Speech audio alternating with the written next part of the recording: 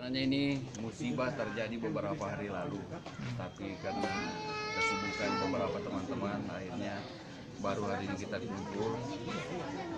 Kemudian kita membawa bantuan ala kadarnya berupa beras, indomie, dan mungkin ada beberapa pakaian bekas. Ini kita berharap sekedar memberikan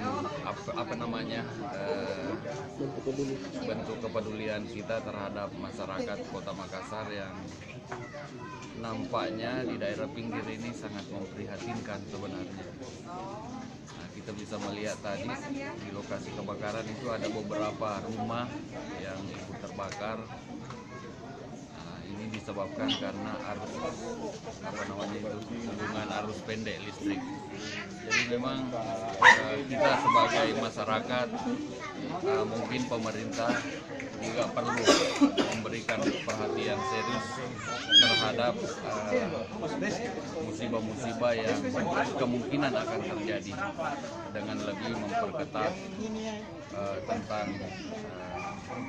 kerjasama dengan PLN umpamanya, supaya kejadian seperti ini jangan terlalu sering terjadi. Jadi kebakaran di Makassar beberapa bulan terakhir itu penyebabnya bisa dikatakan hanya dua hal. Pertama karena arus pendek listrik, yang kedua karena tabung gas yang sering bermasalah. Ini mungkin harus kita kasih perhatian khusus ini, karena masyarakat juga kadang-kadang pemahaman dan pengetahuan tentang hal-hal seperti ini sangat terbatas, mungkin juga karena kesibukan, sehingga perhatian mereka terhadap hal yang sangat berisiko itu kadang-kadang luput.